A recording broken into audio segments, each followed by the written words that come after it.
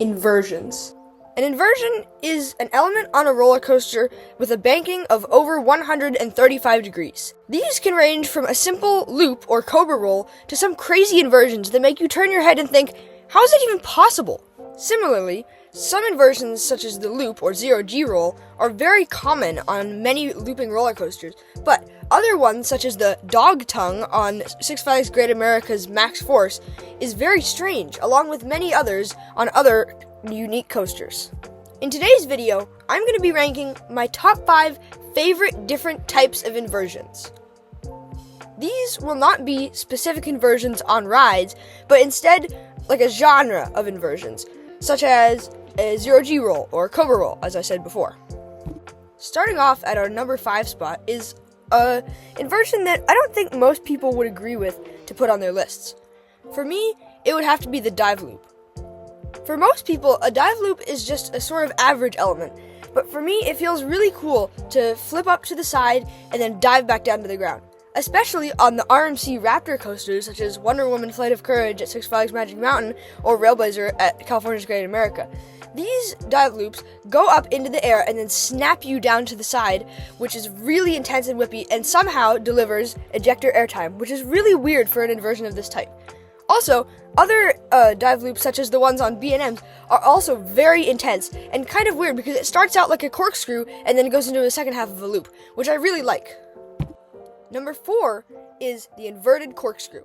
Normally, a corkscrew on a sit-down roller coaster is just okay, but when you're on an inverted coaster, it feels like they just have a different level of snap to them.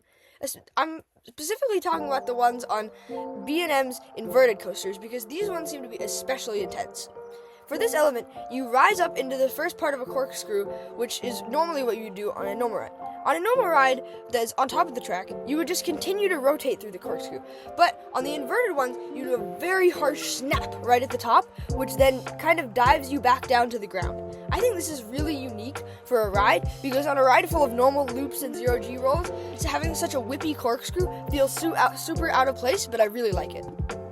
Coming in at number 3 is the pretzel loop. The pretzel loop is an element that is specifically found on flying coasters. Certain enthusiasts don't like this element very much because it's too intense, but I really love it.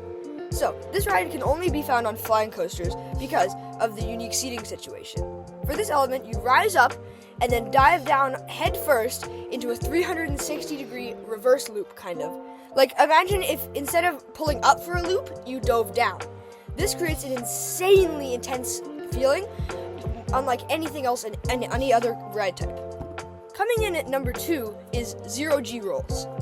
Zero-G rolls can be an extremely intense and whippy inversion on any ride. It can spice up a lame B&M looper such as Scream at Magic Mountain, and when there isn't one, such as on Riddler's Revenge, it feels like there's a lack of a standout element.